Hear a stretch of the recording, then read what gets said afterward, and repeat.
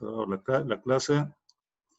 Ahí estamos. No sé por qué mi cámara no se va a ver, pero bueno, no importa. Tampoco estoy vestido muy lindo como para que me vean. Así que viendo la pantalla creo que va a estar, ya va a alcanzar. Bueno, estamos en el último capítulo de la Megilá de Ruth. Acabamos de pasar Shavuot, por eso la semana pasada no tuvimos clase. Y justamente en la festividad de Shavuot es cuando se lee la Megilá Ruth. Y hoy justo coincide que después de Shavuot, en base al comienzo de esta serie de clases sobre Megillat Ruth, bueno, justo coincide que vamos a terminar después de Shavuot, así que estando Shabbat era Shavuot, así que empezar antes de Shavuot y terminar después de Shavuot está bueno también. Pero voy a hacer una pequeña introducción, siempre la hacemos para entrar en tema. La voy a hacer obviamente mucho más rápido porque tengo que resumir 3 capítulos. La historia de Ruth comienza con una familia que vivía en la tierra de Canaán, en la tierra de Israel, perdón, en la ciudad de Betlehem. El hombre de la familia se llamaba Elimelech, la esposa Naomi, tenían dos hijos, Machlón y Quilión. Era gente pudiente, gente rica, gente importante, espiritualmente también tenían un grado de conocimiento de la Torá y eran líderes espirituales del pueblo, pero al tener también muchas posesiones y al haber una crisis económica en la tierra de Israel, deciden irse y escaparse, de hecho, a la tierra de Moab, que hoy en día es Jordania. Ahí los hijos se casan con 2 moabitas, una se llamaba Orpá, la otra se llamaba Ruth. Mueren los 4 hombres y quedan las 3 viudas solas. Entonces la suegra decide volver a la tierra de Israel, les dice a sus 2 nueras que se queden, que rehagan su vida. Una de las 2, Orpá, se queda, la otra, que es Ruth, decide irse con Naomi, adoptando todas las reglas, las leyes, las tradiciones del judaísmo. Tu Dios es mi Dios, tu pueblo será mi pueblo, donde tú irás yo iré, donde tú mueras yo moriré, etc. Le dijo varias cosas.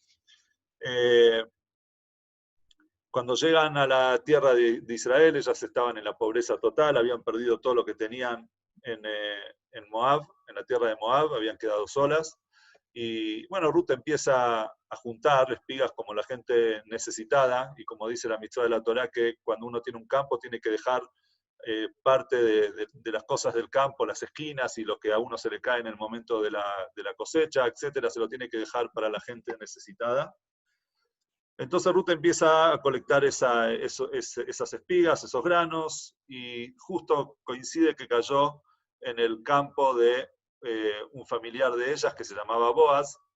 Boaz era primo, ahora enseguida voy a mostrar en las próximas diapositivas, vamos a ver el parentesco, pero mientras tanto les digo, era primo de Naomi y era sobrino de Elimelech, o sea que ya sabemos que Naomi se casó con su tío, con Elimelech, y ella justo coincidió que cayó en ese campo, y cuando Boaz se entera que era ella, obviamente le dijo, quédate, recolectá acá, le dijo a sus sirvientes que a propósito se olviden, entre comillas, espigas para que ella pueda colectar más, y así pasaron varios meses hasta que se terminó la época de la cosecha. Cuando se termina la época de la cosecha, Naomi le dice a Ruth, vos tenés que rehacer tu familia, yo te tengo que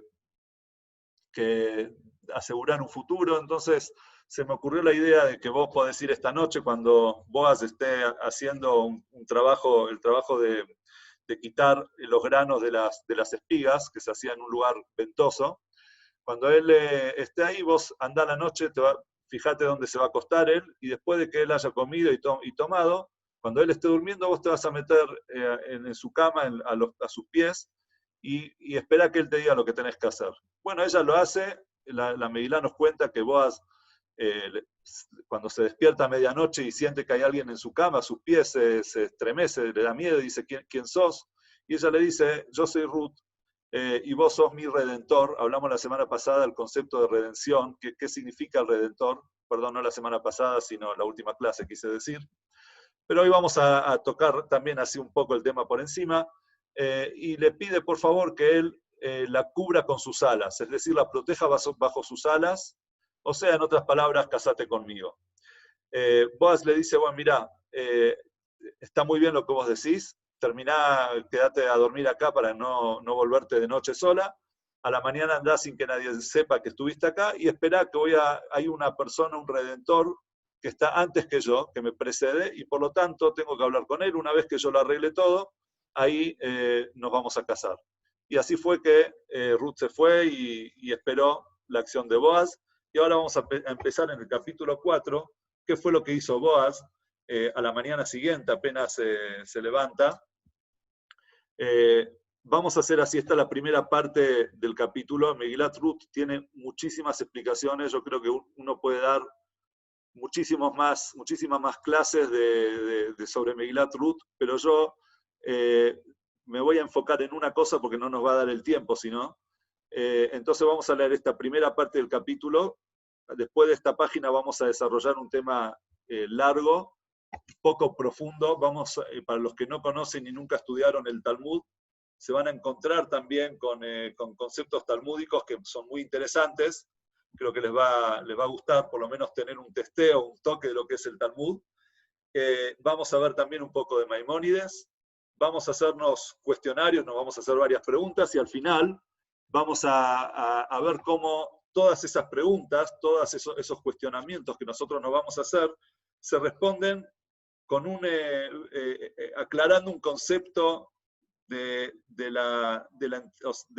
desarrollo en realidad de la halajá y de las leyes de la Torah. Bueno, les estoy dando un preámbulo, pero en realidad lo van a entender mucho mejor cuando ya estemos en el tema. Vamos a empezar a leer adentro. Y Boaz subió al portón de la ciudad y sentóse allí. ¿Qué es el portón de la ciudad? Si ustedes leyeron libros antiguos de la antigüedad, se van a encontrar que en los portones de la ciudad eran el lugar donde se encontraba el juzgado, la corte de la ciudad, era el lugar donde todas las cosas pasaban ahí, sería el centro, era el portón de la ciudad, todo pasaba ahí. Y como ahí estaba la corte, entonces Boaz fue, y él era juez, él subió al portón de la ciudad y se sentó allí como un juez.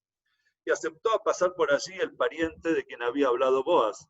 De repente, acá esto dijimos en la primera clase que las traducciones a veces son tradiciones, no son traducciones, entonces está traducido como para que lo entendamos, pero en realidad la palabra y aceptó a pasar por allí, en hebreo es como, dice como que de repente, o sea, de casualidad, pasó por allí el pariente de quien Boaz había hablado, que él era el redentor, que en realidad tenía prioridad por sobre él. Enseguida, cuando terminemos de leer, les voy a mostrar bien el árbol genealógico para que ustedes entiendan un poco mejor de qué se trata. Entonces, le dijo Boaz, oh, eres tú, ven, siéntate aquí. O sea, se sorprendió, mira, justo quería hablar con vos. Y se sentó. Sobre eso explican nuestros sabios, y sacó un mensaje muy lindo que por eso también se los quiero traer en breve, es que Dios dijo, Ruth ya hizo lo suyo, Naomi ya hizo lo suyo, Boaz ya hizo lo suyo, el único que falta que haga lo suyo, lo indicado, soy yo. Entonces, ¿qué hizo Dios? Hizo que esa persona que tenía que hablar con Boaz, justo coincida que pase por ahí. En realidad no hay coincidencias, todo está manejado por Dios. Y el mensaje que nos quiere traer con esto la Megilá es que la persona, uno siempre tiene que hacer lo suyo, lo que está en sus manos, y dejarle a Dios lo que está en las manos de él. Entonces, cuando la persona hace lo propio, entonces ya es como que le está tirando la pelota a Dios, le está diciendo, bueno, Dios, yo ya hice lo mío, ahora hace vos lo tuyo. Pero si nosotros nos ponemos a pedirle a Dios cosas sin nosotros hacer nuestra parte, entonces Dios nos va a decir, hagan ustedes primero lo suyo y yo ahí les completo la acción, completo la historia. Entonces acá Dios completa el esfuerzo que cada uno hizo y hace que esa persona pase por ahí, y Boaz le pide que se siente y él se sienta. ¿Qué hace Boaz a continuación? Versículo 2. Y Boaz tomó a 10 hombres de los ancianos de la ciudad y les dijo, sentaos aquí, y se sentaron. ¿Qué son los ancianos de la ciudad? La palabra ancianos en la Torá siempre representa a aquella gente, alude a la gente que tiene conocimientos, jueces, líderes del pueblo, por eso lo llama zkenim, ancianos, ancianos no solamente en edad, sino la palabra zaken es de kana jochma, es una persona que adquirió sabiduría, una persona sabia, y en el caso de acá vendrían a ser jueces. ¿Y por qué 10? ¿Por qué no alcanzaba con 3? Que muchas veces el juzgado se compone por 3. En este caso es porque Boaz quería un dictamen mucho más fuerte que precisaba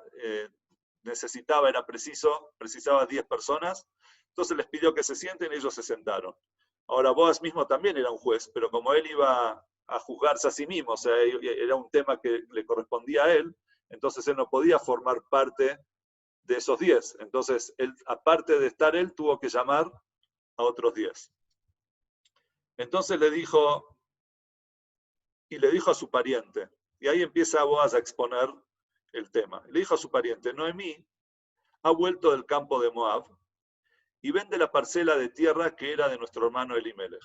Acá nosotros nos encontramos con que Noemí tenía un pedazo de tierra y a raíz de la pobreza, de que ella o sea, uno podría decir, bueno, entonces tenía propiedades, sí, pero sí, en esa época tener un campo y no sin poder trabajarlo no es un ingreso. Entonces ella necesitaba vender el campo para poder tener plata. Y hay una ley, que dijimos la clase anterior en la Torá, que como cada yehudí tiene, por derecho, tiene un pedazo, una parcela, un pedazo de tierra en la tierra de Israel, hasta la destrucción del Bet HaMikdash, que ahí, bueno, ya con la dispersión del pueblo judío en la diáspora, entonces eso se perdió, pero en aquellas épocas, cada persona y cada familia tenía un pedazo de campo, un pedazo de tierra en la tierra de Israel, desde la época de Moshe, cuando se dividieron por tribus y por familias.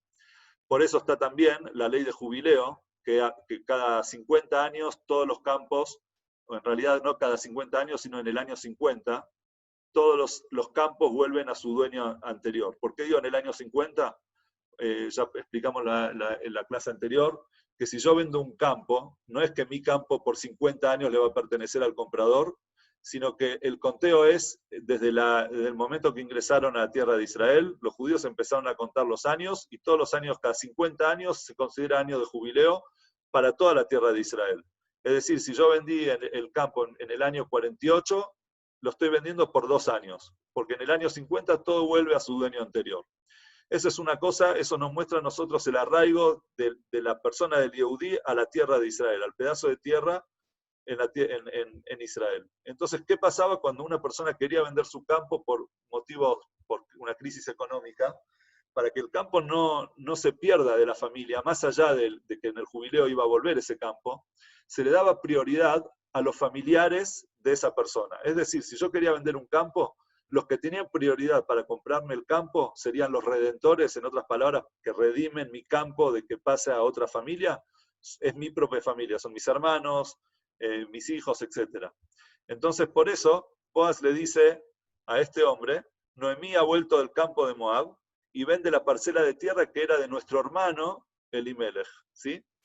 Y yo pensaba avisarte de ello, diciendo, adquiérela delante de los que están sentados aquí, o sea, acá tenemos un tribunal, acá vamos a hacer una transacción, y delante de los ancianos de mi pueblo. Si quieres redimirla, redímela, pero si no quieres redimirla, dímelo, porque no hay nadie para redimirla fuera de ti, y yo estoy después de ti, o sea, yo soy el que sigue. Si vos no querés redimirlo, entonces le voy a redimir yo el campo.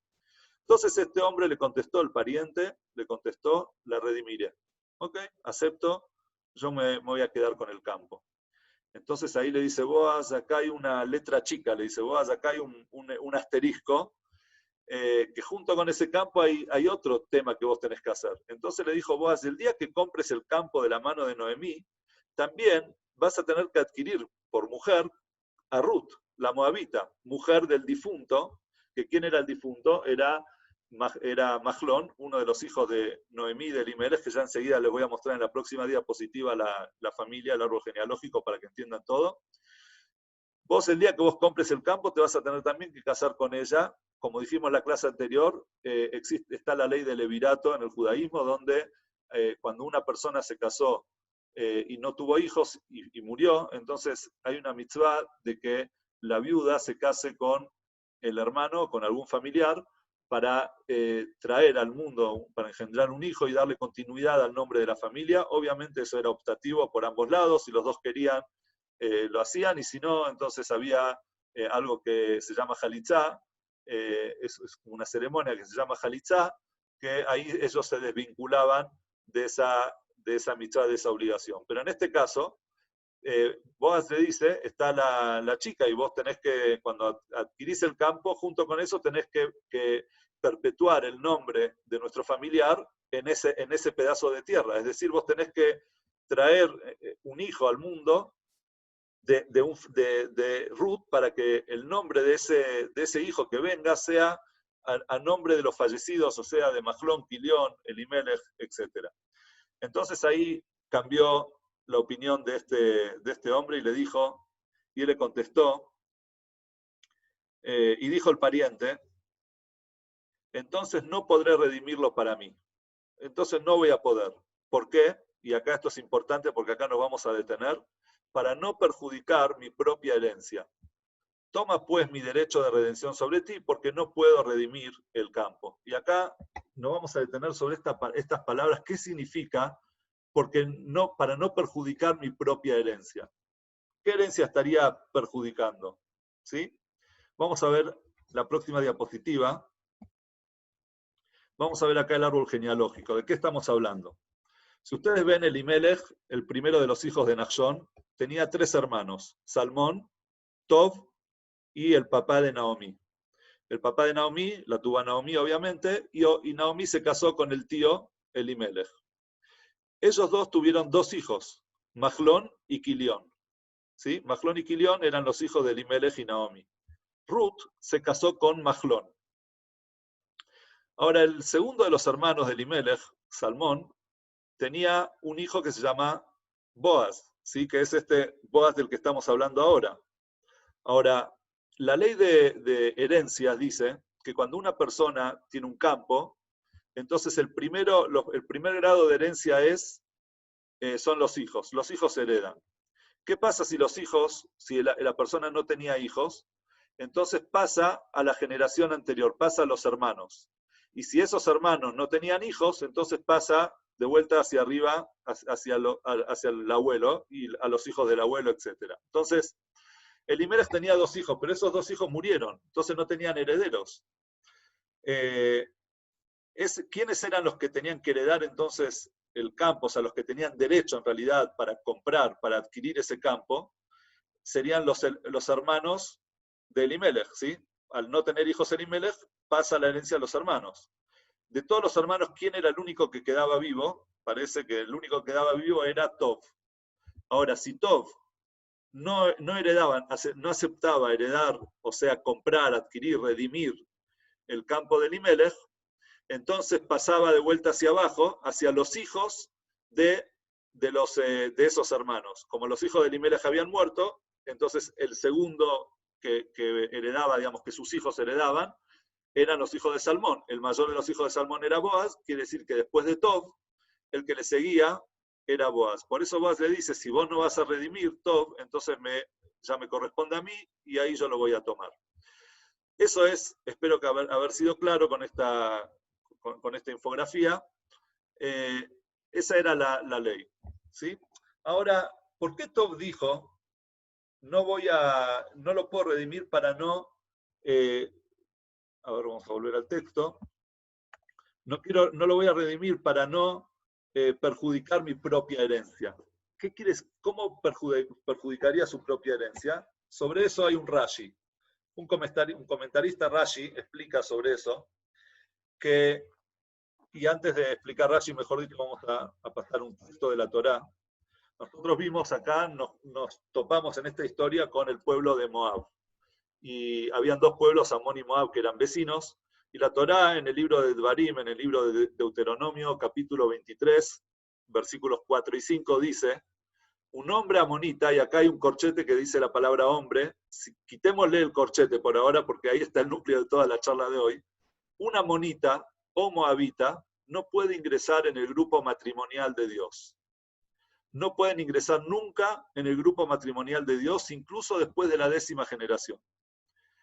¿Qué quiere decir esto? ¿Qué es en el grupo matrimonial? Acá el versículo de la Torá nos dice que si bien existe la conversión y un moabita y una amonita se pueden convertir al judaísmo, pero ellos no pueden casarse nunca, ni siquiera después de haberse convertido, no pueden casarse con un judío. Se tienen que casar entre ellos o entre otros, otros conversos, etc., pero no con un judío de nacimiento. ¿Y por qué? La Torá trae acá un motivo. Esto es porque no los recibieron con pan y agua cuando salían ustedes de Egipto.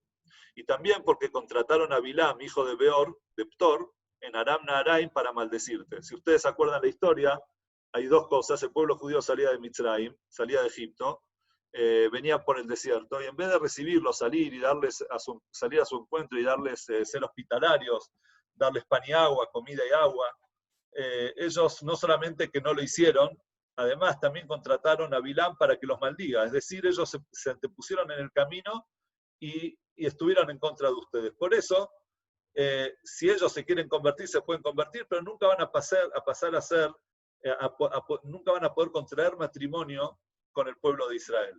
Nosotros encontramos en la Torá otro tipo de personas, digamos, que no pueden contraer matrimonio. Por ejemplo, los egipcios. Solamente que en los egipcios, dice Dios, es hasta la tercera generación. Después de la tercera generación, ya pueden contraer matrimonio como cualquier otra persona. Todo el resto de los conversos, además fuera de los egipcios y los moabitas y amonitas, en el momento que ellos se convierten, son judíos del todo, o sea, son judíos según para todas las leyes, y pueden casarse con cualquier judío, obviamente.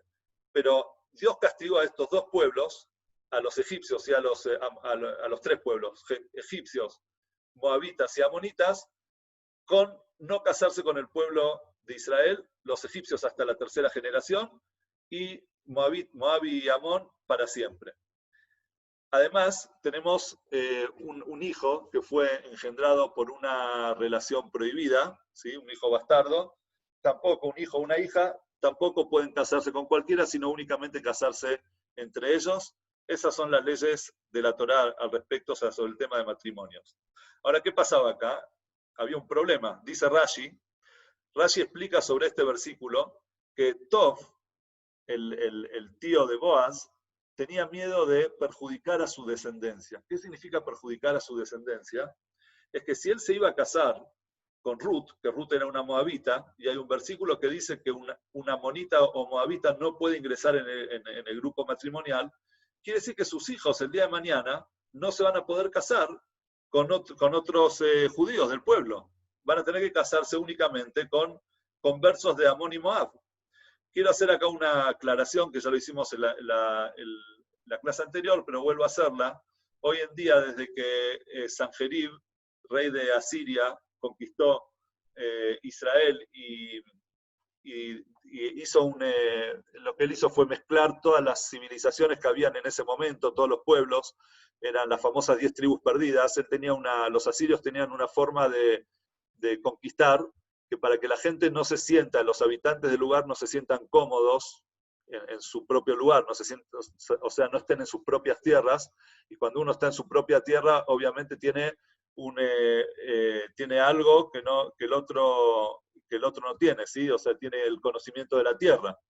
Entonces, para no correr riesgos, entonces lo que hacía él era mezclaba los pueblos. Entonces, los de las 10 tribus de Israel las distribuyó en otras partes de otras tierras de su imperio, y a Amón y Moab, a los amonitas y los moabitas, también los distribuyó.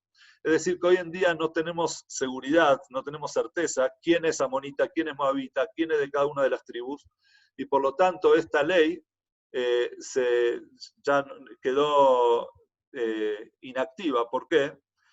Porque no sabemos quién es Amón y Moab. Entonces hoy se considera cualquier persona, y lo mismo con los egipcios, el Egipto de hoy no era el Egipto de antes. Los pueblos se diseminaron por todo el mundo, y por lo tanto hoy en día se toma cualquier persona que quiere convertirse al judaísmo como un converso totalmente, digamos, al 100%. No era así en esa época, ¿no? En hebreo, me preguntan acá si en hebreo original discrimina hombre o mujer.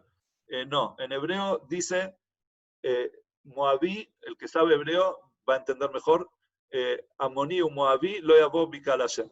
Un amonita o un moabita. Ahora, la pregunta, y acá viene toda la discusión, es, ¿un moabita no puede o una moabita tampoco puede? Es decir, ¿la ley es para hombre y mujer o es únicamente para los hombres?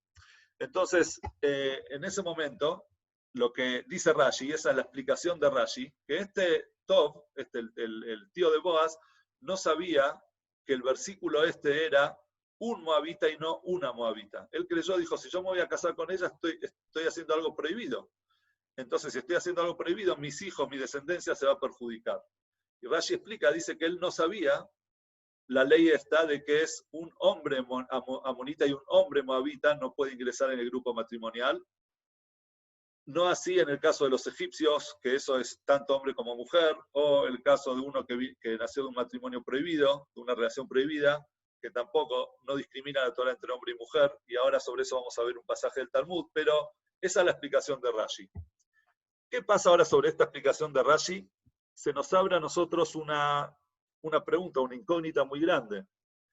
¿Por qué Tov se preocupó por no perjudicar a sus descendientes si en el caso de que estase prohibido casarse con Ruth, con una moabita, él mismo en realidad estaría cometiendo un error? O sea, él estaría transgrediendo.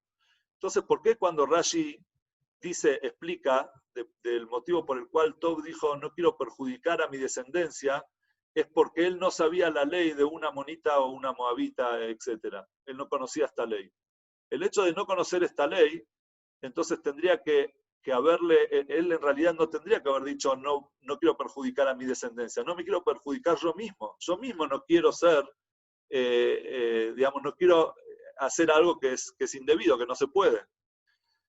Sobre esto se va a abrir hoy la charla, digamos, la base de la clase de hoy es sobre este tema. Vamos a tratar ahora, vamos a ver otro versículo de la Torá, otro pasaje de la Torá, de los profetas. Tenemos un problema que cuando busco versículos del Tanaj en internet, la mayoría de las fuentes no son fuentes judías, entonces no quiero copiar de ese español, así que tuve que ponerlo en ibrit por ahora, pero lo voy a traducir. Esto es un pasaje del libro de Shmuel, profeta Shmuel Aleph, capítulo 17, versículo 55 y en adelante. Shmuel Anabí trae ahí una historia que pasó el día en el que el rey David luchó con Goliat. Esto sería, digamos, dejamos ahora de lado la historia de Ruth un ratito para poder concentrarnos un poco en el rey David y después un pasaje del Talmud sobre eso al respecto, y después vamos a traer un Maimónides y al final vamos a volver de vuelta al tema de la Megilat Ruth. Dice así: cuando el rey Shaul, Vejirot Shaul es David, no lo voy a leer en ibrit para que no se desconcentren, voy a traducirlo directamente. Cuenta que Shaul de repente vio que David salió a luchar contra el filisteo, contra Goliat. Entonces le dijo a Abner era el general de David, el general del ejército, le dice, ¿hijo de quién es este muchacho? Y ahora sí, esta palabra la voy a traer en hebreo porque es importante. Dice, Benmize Hanar. Hanar, la palabra Nar en hebreo significa joven, ¿sí? ¿Hijo de quién es este joven? Abner. Entonces le dice Abner, le responde al rey, rey, te juro que no lo sé. Llama mucho la atención que si a alguien le preguntas, che, ¿sabés quién es este muchacho? No, le decís, no sé. ¿Qué quiere decir juro que no sé? La palabra juro que no sé demuestra un cierto temor en la respuesta. O sea, como que él tiene temor de responder y por eso dice, juro que no sé. Entonces le dice el rey, segundo versículo, preguntá por favor, ¿quién es este Alem? ¿Sí? Esto también lo digo en hebreo. Acá, Shaul Amelech, el rey Shaul, en el primer versículo lo llama Nar, joven, y después en el segundo versículo dice, preguntá quién es este Alem. Alem también lo traducen, si van a ver la traducción, es joven. pero ¿por qué cambió el término? ¿Por qué primero dice Nar y después Alem? Eso ya enseguida lo vamos a responder. Y cuando sigue diciendo el Tanaj, que cuando vuelve, eso fue cuando lo vio ir, ¿sí? Cuando David fue a luchar a enfrentar a Goliat. De repente David vuelve de luchar contra Goliat después de haber tenido éxito. Entonces lo agarró Abner, el general, y lo trajo a este muchacho, a David, frente al rey Shaul. Y en la mano de David, que estaba la cabeza de Goliat. Es decir, él volvía de luchar y de ganar y de vencer al enemigo principal y más temido del pueblo de Israel. Entonces le dijo Shaul a David, Benmiata Anar, hijo de quién sos vos, joven. Entonces David le respondió, yo soy el hijo de tu siervo Ishai de la ciudad de Betlehem. Es decir, David le respondió a Shaul que él era hijo de Ishai. Hasta acá la parte del Tanaj. Ahora estos versículos tienen una pregunta, una incógnita muy importante, que sobre eso esa pregunta se la hace el Talmud, y el Talmud en realidad lo que va a hacer ahora es completarnos esta historia. O sea, hay entre renglón y renglón, en ese diálogo entre Shaul y Abner, parece que había una persona más, y que se llamaba Doeg. Ahora vamos a contar lo que nos dice el Talmud, que él responde a la pregunta que se hace en realidad. ¿Cómo Shaul no sabía quién era David? Si unos capítulos, unos versículos antes, el Tanaj nos cuenta que Shmuel le presentó a Shaul a David para que le toque música. David era músico, tocaba el arpa. Es decir, que David le tocaba el arpa al rey Shaul. ¿Y cómo puede ser que Shaul no sabía quién era David si lo veía todos los días en su palacio?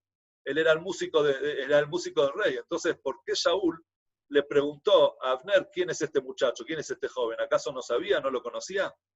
De acá el Talmud aprende que en realidad en esa pregunta, la pregunta no era quién era él, o sea, de dónde viene, o sea, quién es este muchacho, porque lo conocía. La pregunta de él era, ¿cuál es el origen de David? O sea, había una pregunta mucho más profunda, era algo que Shaul le molestaba, un temor que Shaul tenía, y que ese temor él lo quería quitar. Entonces vamos a traer acá un Talmud, tratado de Yevamot, que dice, el Talmud trae una Mishnah, la Mishnah trae una ley, una regla, ¿sí? Que dice que una amonita y un moabita tienen prohibido por siempre, para siempre, casarse con una mujer judía, ¿sí? Obviamente convertido, ¿no? Una amonita o un amonita convertidos no se pueden casar con una mujer judía, pero sí están permitidas las mujeres de casarse. Entonces el Talmud pregunta, ¿de dónde sabes? ¿Cómo aprendiste vos que las mujeres sí y los hombres no?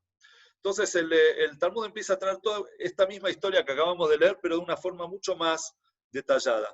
Y dice así, Rabbi Yohanan dijo que cuando Shaul vio que David salía a la guerra contra Goliat, y le dijo a Abner, al general del ejército, ¿quién es este muchacho? Y Abner le respondió con un juramento, o sea, como con temor, le dijo, te juro que yo no sé qué era lo que pasaba. En realidad la pregunta de Shaul era, yendo mucho más atrás, lo que dijimos en la clase anterior, David era descendiente de la tribu de Yehudá, ¿sí? Era descendiente de Yehudá. Yehudá había tenido mellizos con Tamar. Los dos mellizos, uno se llamaba Pérez y el otro se llamaba Zerah. Entonces Shaul quería saber si David era descendiente de Yehudá por el lado de Pérez o por el lado de Zerah. ¿Y cuál era la diferencia? Que la palabra Pérez significa, es como derrumbar, es decir, abrir un camino, que cuando uno tiene, por ejemplo, un obstáculo, es derribar ese obstáculo para salir adelante.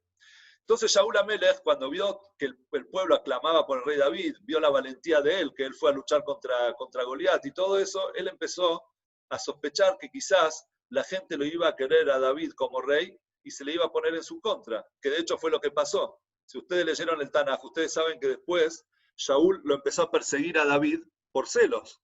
Entonces ahí empezaron los celos de Shaul y le dijo, ¿de quién es hijo de él? ¿Eres descendiente de Pérez o de Zerah? Si es de Pérez, la palabra Pérez, que significa derribar obstáculos, es lo que se le hace a un rey cuando va en el camino. Un rey que va en el camino se le abre el camino, por ejemplo, si tiene que pasar por un campo, arruinan el campo, pero le abren un camino al rey. Eso está escrito. Es decir, que el rey puede pasar por encima de obstáculos de una manera, no importa a quién le pertenezca al campo, lo que sea, el rey si quiere pasar por ese lugar, puede pasar. Entonces eso muestra que en realidad David viene del lado de Pérez, que es la dinastía de reyes de la tribu de Judá. Esa era la pregunta en realidad cuando le preguntó a Abner, ¿quién es este muchacho? Según el Talmud. Entonces cuando Abner escucha esta pregunta, Abner sabía y entendió, el general entendió, que en realidad ahí está, en la pregunta de Shaul, tocaba un punto muy delicado, ¿sí? muy sensible en Shaul, que era ese celo, ese temor por el rey David. Entonces, ¿cuál fue la respuesta de él? Fue con temor también. Juro que no sé, te juro que no sé, no sé exactamente de quién viene el rey David, o sea, el muchacho este David. Sigue diciendo el Talmud, había ahí en ese momento otro personaje más que se llamaba Doeg el Edomita. Este Doeg era un sabio, consejero del rey Shaul, que mucho tampoco le gustaba, digamos, él no fue muy simpático con el rey David. Entonces, estando ahí, Doeg le dice a Shaul Amelech, rey, ¿usted se preocupa del origen de David? Pregúntese primero si David en realidad podría, si él es un chico que puede ser parte del pueblo de Israel. Es decir, él fue engendrado, o sea, su bisabuela era una moabita. Entonces, usted pregúntese si más que preguntarse de tener miedo si viene de Pérez o de Zerah y si puede ser rey, pregúntese primero si puede ser parte del pueblo, digamos, casarse, contraer matrimonio con alguien de Israel. Quiero hacer también con paréntesis, David se terminó casando con la hija de Shaul, ¿no? Pero esto era antes. Entonces viene, eso le dijo Doeg, ¿sí? Doeg le dice, pregúntese eso. Entonces, ¿por qué? Porque es bisnieto de Ruth, y al ser bisnieto de Ruth, dice la Torá, un moabita no puede ser parte, no puede contraer matrimonio con alguien de Israel. Entonces le responde a eso el general, Abner le responde a Doeg, le dice, pero eso ya lo estudiamos, ya se estudió, ya se sabe que es una monita y un moabita y no una moabita. Es decir, la mujer se puede y el hombre no. Entonces le pregunta a Doeg, a Abner, le dice, sí. Entonces, ¿por qué en el caso de un bastardo o una bastarda, que la Torá dice, trae la palabra mamzer, ¿sí? Un bastardo, vos no lees, no interpretás que es un y no una, o sea que solo los hombres no pueden y las mujeres no pueden. Entonces, si en el caso de un bastardo vos no hacés diferencia entre hombre y mujer, entonces ¿por qué en el caso de un moabita y una amonita sí? Entonces le responde a eso el general. Fíjense ustedes que se armó todo un estudio de Torá en ese momento, ahí estando en el campo de batalla. Entonces Abner le responde, le dice, pero es muy, muy simple, dice, porque la palabra mamzer, ¿qué significa? Es mumzar. Mumzar tiene un defecto, es un defecto extraño. O sea, ahí acá en ese nacimiento hubo algo defectuoso que es un acto prohibido. Entonces, al ser la palabra mamzer, mumzar, eso incluye todo acto defectuoso, o sea, todo nacimiento defectuoso, o sea, de un matrimonio, de una relación defectuosa, eso incluye la palabra mamzer, no hace diferencia entre un hombre y una mujer. Entonces Doeg a Domí le pregunta de otro lugar, le dice, entonces, ¿por qué un egipcio y no una egipcia? Lo mismo, la misma pregunta, ¿por qué en el caso, creo que estoy teniendo problemas de conexión, espero que me estén escuchando bien, en el caso de un egipcio, la Torá tampoco discrimina entre un hombre y una mujer. ¿Sí? Es tanto un egipcio como una egipcia está prohibido. Entonces le dice Doeg a Domí, el edomita, ok, el caso del mamzer, el caso del bastardo, está bien, te lo acepto, pero el caso del egipcio, entonces Abner, el general, le dice, en el caso de los egipcios, la Torá no trajo un motivo, dijo, los egipcios hasta la tercera generación no pueden encontrar matrimonio. Pero en el caso del moabita y la moabita sí trajo un motivo. ¿Cuál era ese motivo? Porque ellos no salieron al encuentro de ustedes con pan y agua. Entonces, y le terminó diciendo Abner, le dice, ustedes imagínense, viene un pueblo extraño, ¿sí? El pueblo de Israel. El pueblo de Moab y Amón tenían la duda si podrían llegar a ser invadidos o no. Entonces, ¿a quién van a mandar al frente a entregar pan y agua? ¿A los hombres o a las mujeres? Obviamente que a los hombres, porque no van a exponer a las mujeres. Entonces, por eso, porque los hombres no salieron a entregar pan y agua, que eran los que tenían que haber entregado los alimentos, entonces por eso los hombres, por eso la Torá te trae ese motivo para decirte que en realidad la prohibición está para aquel que acostumbra, o sea, que en general es el que sale al encuentro de un pueblo extranjero, que serían los hombres. Pero Doeg no le alcanzó y le siguió preguntando a Abner, le dice, pero ¿quién dice que el hombre es el que sale? Capaz que el hombre sale, le entregaban a los hombres, pero del pueblo de Israel también había mujeres, no eran guerreros, hombres que venían con las espadas al frente, que estaban por luchar.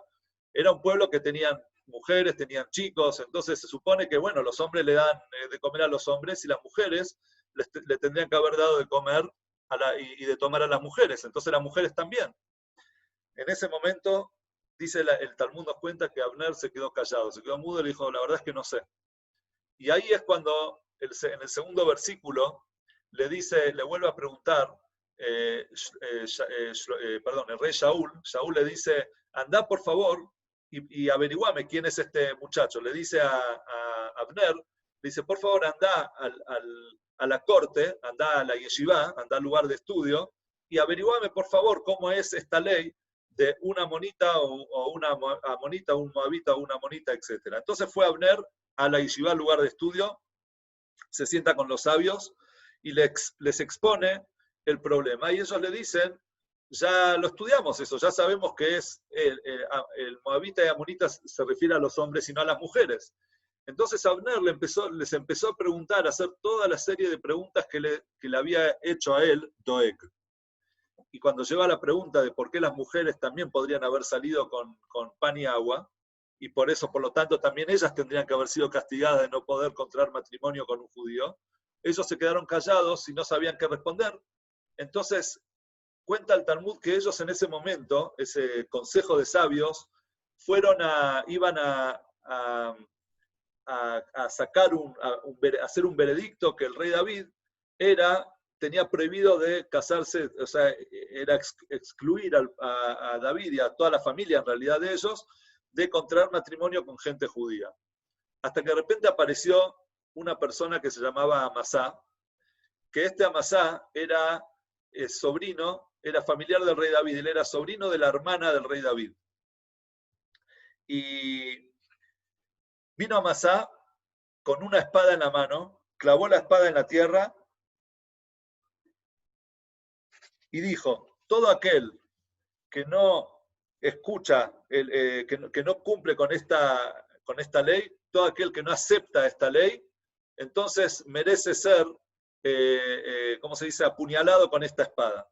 Y termina diciendo, así recibimos, o sea, recibí yo de Shmuel, el profeta Shmuel, ¿sí? y de la corte de Shmuel, que es un moabita y no una moabita, es decir, que las mujeres estaban permitidas. En ese momento quedaron todos callados y aceptaron lo que él les estaba diciendo. Pregunta el Talmud, la pregunta que todos ustedes están haciendo, ¿acaso vale algo así? O sea, amenazar con una espada y decir, yo así yo lo recibí de Shmuel y con eso ya alcanza, todos se quedan en silencio. Es sabido que una persona, cuando uno dictamina una ley, después de haberla transgredido, esa ley que él está dictaminando, que en realidad lo habilita a hacer lo que hizo, no se considera. Es decir, si yo voy y digo, me como un pedazo de pan, y yo no sé si es kasher o no, después de que me lo comí, vengo y digo, sí, es kasher. Yo dictamino que es kasher. Entonces a mí no se me cree, o sea, no se toma mi dictamen como algo real, porque en realidad no fui objetivo. Si yo me acabo de comer ese pan, ¿cómo voy a decir después de que me lo comí que es kasher? Entonces esta persona, Amasá, que era de la familia, él se había casado con alguien de la familia, con la hermana del rey David, ¿cómo va? O sea, si el rey David estaba prohibido, la esposa de él también estaba prohibida. Entonces, ¿cómo le vamos a creer a él dictaminar en decir que yo así escuché, recibí la tradición de Shmuel, para decir que lo que yo hice está permitido? Esa es la pregunta que se hace el Talmud. El Talmud ante esto responde que en realidad es un caso diferente, porque en ese momento Shmuel, el profeta Shmuel, estaba en vida. Él vivía todavía, es decir, podían ir y preguntarle a Shmuel, decime, ¿es verdad que lo que dijo Amasá es así? ¿Es verdad que vos dictaminaste que es un moabita tiene prohibido y no una moabita? Entonces por eso se le creyó a Amasá. Y además, de todas formas, dice el Talmud, termina, y con esto termina el Talmud, de todas formas, podemos decir que en esas épocas la costumbre de las mujeres era que se quedaban, cuando venía gente extranjera, se quedaban en sus carpas, ¿sí? en el Oel. ¿De dónde lo vemos? Que cuando los ángeles fueron a visitar a Abraham, dice la Torá, ¿dónde estaba Sará en ese momento? Estaba en el Oel, estaba en la carpa, estaba en su tienda. Es decir, que ante la llegada de gente extranjera, las mujeres solían resguardarse en sus tiendas para no exponerse ante la persona ante el desconocido. Y es por eso que el Talmud dice, de todas formas, tenemos esta respuesta también para la pregunta de Doeg. Pero la pregunta, obviamente, que surge de acá es ¿por qué la espada? ¿Por qué ese acto de decir, es así, clavar la espada en la tierra? O sea, es medio raro, ¿no? Para esto vamos a traer un Maimónides. Maimónides dice, habla sobre la forma de interpretar la Torah. En realidad, Maimónides dice, hay tres clases de mitzvot, hay tres tipos de preceptos en la Torah. El primero, una de las clases de preceptos es aquellos preceptos que son tradición desde la época de Moshe. Es decir, nosotros los recibimos desde la época de Moshe Rabbeinu, o sea, de padre a hijo, de maestro a alumno, etc. Por ejemplo, les doy un ejemplo, el tefilín. Nosotros sabemos que el tefilín es de color negro, que tiene que ser cuadrado, que tiene que ser de cuero, etc. La Torá en realidad en ningún lugar nos dice que el tefilín tiene esa forma y ese color. ¿Cómo sabemos nosotros que el tefilín es así? Es alajá le Moshe Misinai, es una alajá, una ley que nosotros la recibimos desde Moshe. O sea, así tenemos tradición desde la época de Moshe. Y así muchas mitzvot más. Por otro lado, Maimónides nombra una segunda clase de mitzvot, que es todas aquellas mitzvot que fueron hechas por los sabios por medio de 13 fórmulas de interpretación de la Torá que nos fue entregada por Moshe. ¿Sí? Nosotros la decimos todas las mañanas en el rezo, Rabbi Ishmael Omer. Rabbi Ishmael dijo, con 13 fórmulas se interpreta la Torá. Esas 13 fórmulas Moshe le entregó a los sabios para que ellos puedan ver dentro de la Torá qué es lo que, o sea, por ejemplo, hay cosas que fueron surgiendo con los tiempos, ¿sí? Cosas que empezaron a surgir que no existían en la época de Moshe y por lo tanto no estaban en la Torá. ¿Y cómo sabemos cuál es la ley si no está en la Torá? Entonces Moshe le dio a los sabios 13 fórmulas, o sea, de tal forma que si algún día en el futuro surja algún tipo de duda, algún tipo de problema y ustedes van a querer saber cómo es la ley, entonces por ese método de 13 fórmulas pueden dictaminar una ley. Ahora, sobre esto hay un tema. No cualquiera lo puede hacer, sino únicamente un Sanedrín de 71 integrantes. Existía el Anshe Knesset Agdolá, el Sanedrín grande, el amplio, ¿sí? Que era la corte suprema sería, pero con la corte amplia, que tenía 71 integrantes. Ellos discutían en base a esos 13 principios, a esas 13 fórmulas, discutían la ley, lo que ellos querían dictaminar, y el dictamen era según la mayoría. Por eso era impar, 71 para que haya siempre una mayoría. Entonces lo que la mayoría dictaminaba, el juzgado, esa corte, decía esta ley es así, y así nosotros tenemos también hoy en día muchas leyes. Por último, y una tercera clase que trae Maimónides, que no es tan importante para nosotros ahora, no viene mucho al tema, son todas las costumbres y prevenciones que hicieron los sabios, es decir, que quizás no es una ley que la Torá lo prohíba, pero para prevenirnos, o sea, hicieron como un cerco, o sea, así como cuando uno pone un cerco al lado de un, de un pozo o algo, no pone justo en el borde del pozo, lo pone un poquito más atrás, cosa de que si alguien llegó a pasar el cerco, todavía tiene un pedazo de tierra y no se cae directamente al pozo, ¿sí? Eso también existen muchos decretos, muchas leyes que los sabios le hicieron como un cerco para no caer en algo que está prohibido. Dice Maimónides, bueno, no les estoy leyendo todo el Maimónides, pero el Maimónides se basa en versículos de la Torá, no es que lo dice porque sí, sino se basa en versículos de la Torá de por qué surgió de esa manera, por qué algunas leyes son de Moshe, por qué otras las tenemos que cumplir y hacerle caso a los sabios. O sea, el hecho de hacerle caso a los sabios está también en la Torá. La Torá misma nos dice, harás como todo lo que te van a enseñar, a decir, o sea, en un futuro. Si lo que ellos te van a enseñar, o sea, los sabios, nosotros lo tenemos que cumplir. Es decir, que si violamos una ley de los sabios, transgredimos una ley de los sabios, estamos transgrediendo también una ley de la Torá. Dice Maimónides que cuál es la diferencia entre lo que nosotros recibimos de Moshe, la tradición de Moshe, y las leyes que hacen el Sanedrín, que hacen las cortes. La diferencia está basada en un versículo que dice,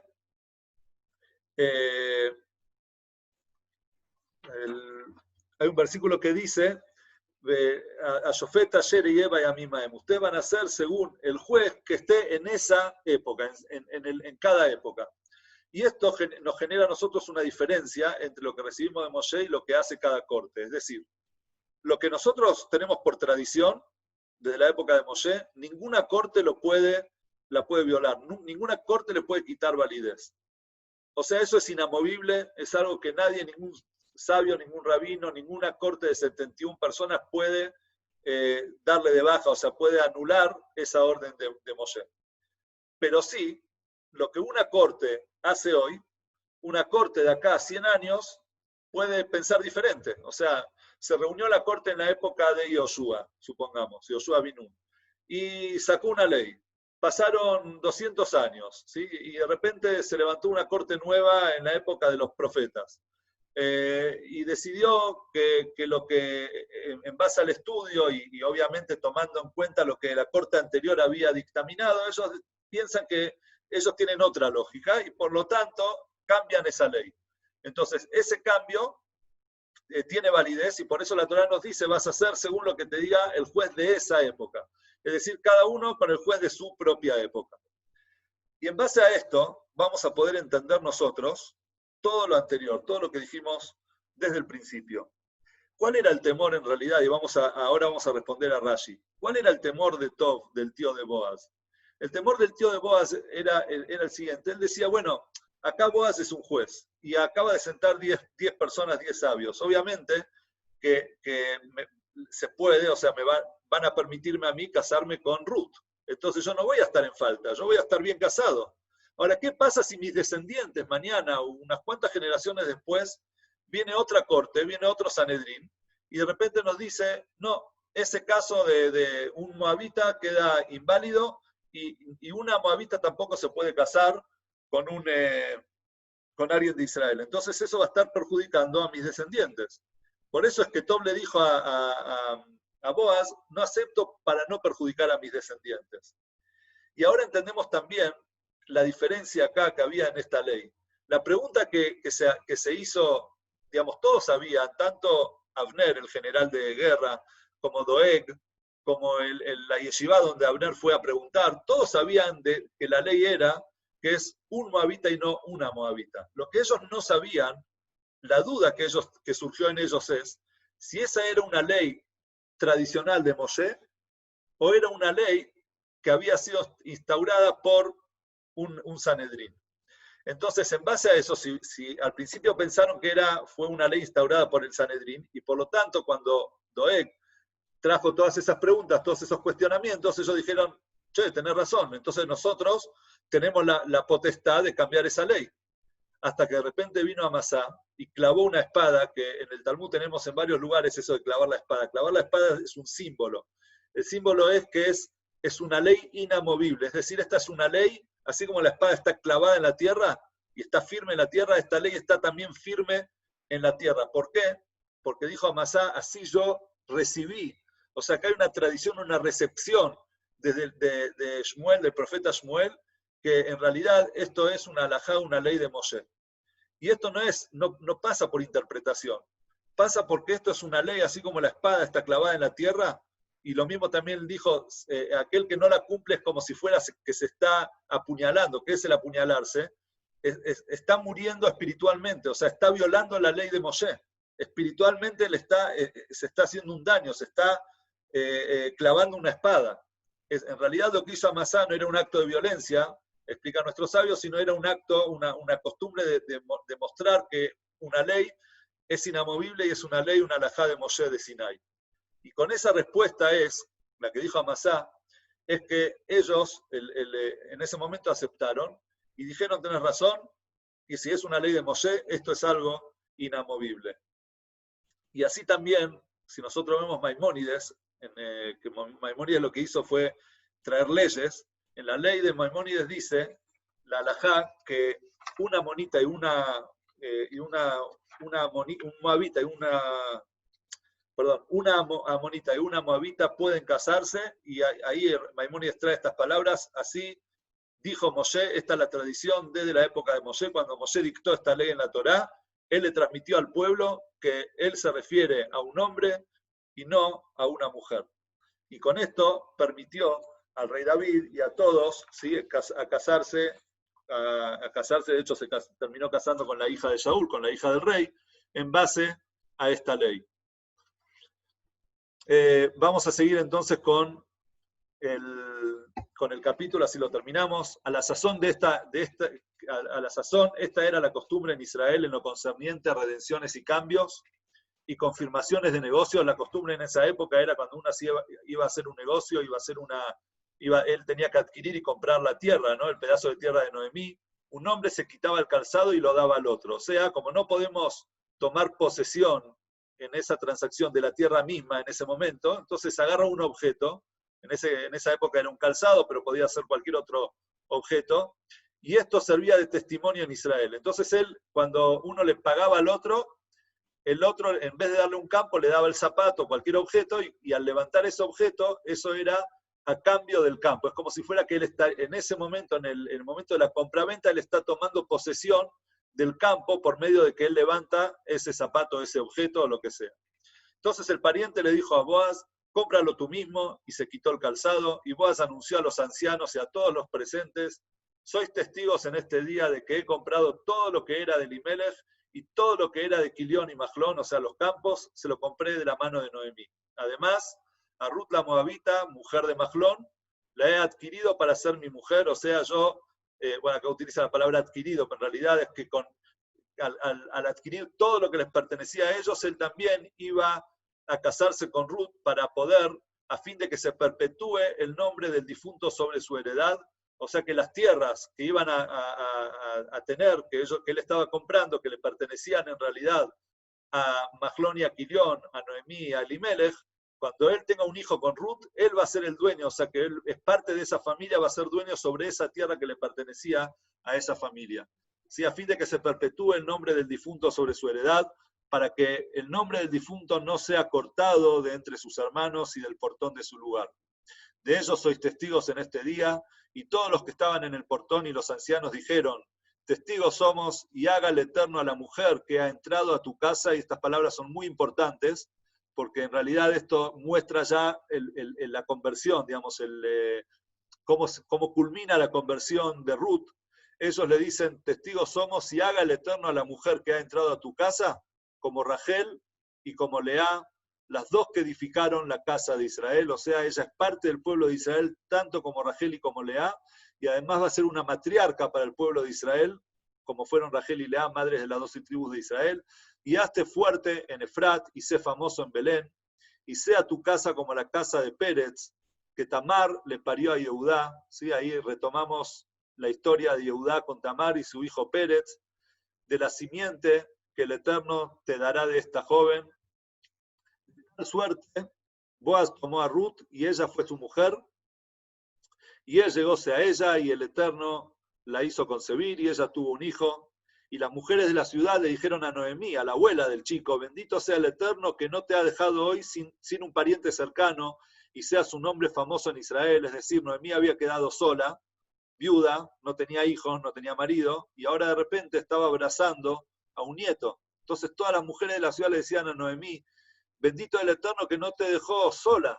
Ahora tenés un nieto, tenés una descendencia, tenés a alguien que siga y seas un hombre famoso en Israel.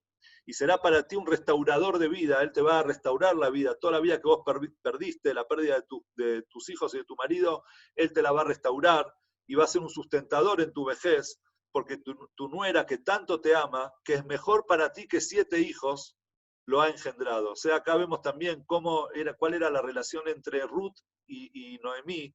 Es mejor que 7 hijos, o sea, el apego y el amor que había entre ellas dos era muy fuerte. Y tomó Noemí al niño y lo puso en su regazo y fue su haya. Y las mujeres que eran vecinas suyas le dieron un nombre. O sea, se ve que se reunieron ahí todas las mujeres, era el tema de hablar de toda la vecindad. Y ellas entre todas le pusieron el nombre anunciando, le ha nacido un hijo a Noemí y lo llamaron Obed. Él fue padre de Ishai y Ishai fue padre del rey David.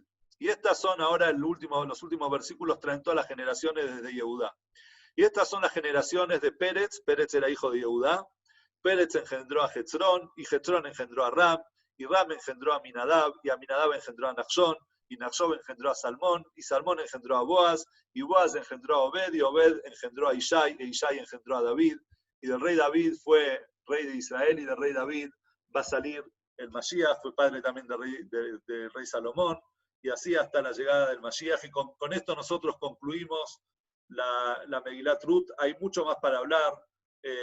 Podría dar una charla de por qué los orígenes del Mashiach, que de hecho la di esta semana para una comunidad de Buenos Aires, por qué el Mashiach desciende de este tipo de relaciones, por qué no de una familia mucho más conocida, con casamientos más, menos, ¿cómo se dice?, rebuscados, pero eso quizás para otro momento. De esta forma entonces terminamos Megilat Ruth. Gracias a todos ustedes por estar acá. Si me dejan, a ver, no sé qué hora es, si tengo un minuto más, les puedo dar un tema también muy interesante a los que les gusta el tema de letras y lo que está oculto en la Megilá.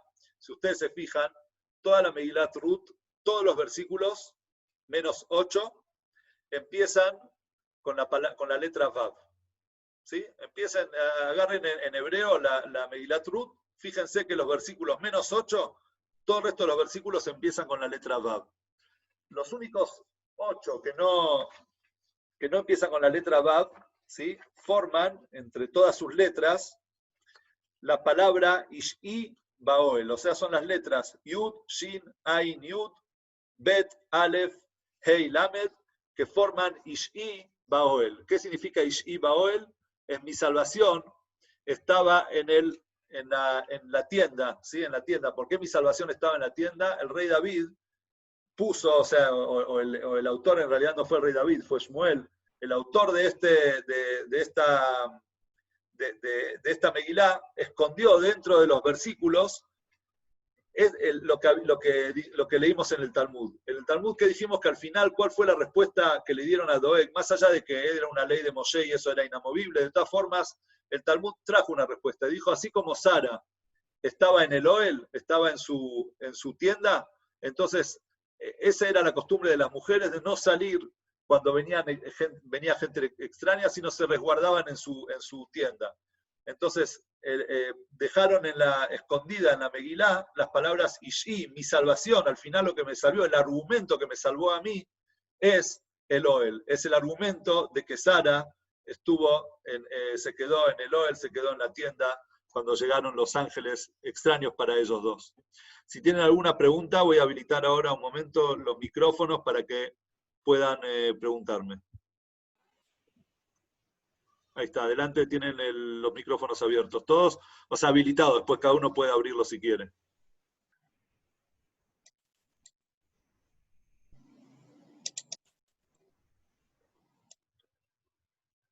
Bueno, si no hay preguntas, entonces damos por concluido. Rafi, ¿puedo hacerte una pequeña pregunta? Sí, ¿quién habla? Natalio de Buenos Aires. Natalio, ¿cómo estás? Bien. Quiere Tenemos decir invitado de que... Buenos Aires, ¿eh? Buenísimo. quiere decir que en realidad es Nachshon ben Aminadab, de Sí, alguna manera el pariente lejano del rey David, y de última también de ahí claro. vendría el Mashiach, de ese lado viene. Y sería el tatarabuelo de Rey David. Porque Y además él Nachshon era, tiene la, él era el claro, tiene abuelo la de virtud de Boaz, haber sido, claro, y que tiene la virtud de haber sido el primero que de alguna manera se arroja al mar para Ariam que Suf. se abra el mar cuando los Yehudim cruzan el mar. Correcto, fue así. O sea, cuando Dios Personaje, le pide para que todos sepan, no sé si todos conocen la historia, el pueblo judío llega a Liam Suf y escapándose de Egipto, y Dios les dice que pasen, pero ellos veían el mar. El mar no es que se partió y después pasaron. O sea, el mar estaba ahí y Dios les dice avancen, y ellos dicen, pero ¿a dónde vamos a avanzar si está el mar? No importa, avancen. Entonces, el primero que entró al agua y se metió y le llegó el agua hasta el cuello con fe en Dios, que Dios le dijo avancen, tiene que avanzar, y recién ahí Dios partió las aguas, partió el mar, fue Nachshon ben Aminadab, tatarabuelo del rey David. Entonces, como dice Natalio, acá vemos nosotros que toda la historia del rey David y por ende del Mashiach, porque en realidad acá todo esto surge el Mashiach, ¿no? Es romper con esas limitaciones, con esos temores, con esos miedos, traer una innovación, cosas nuevas al mundo. Eso fue Nachshon ben Aminadab, fue el rey David, y va a ser Bezat Hashem, esperemos que sea hoy mismo con el Mashiach. amén, amén. Muy bien, bueno, gracias a todos entonces por estar, y bueno, muy buenas noches. Buenas noches, Rafi. Gracias. Y gracias por preocuparte por armar un shiur tan piola. Un gusto y un placer.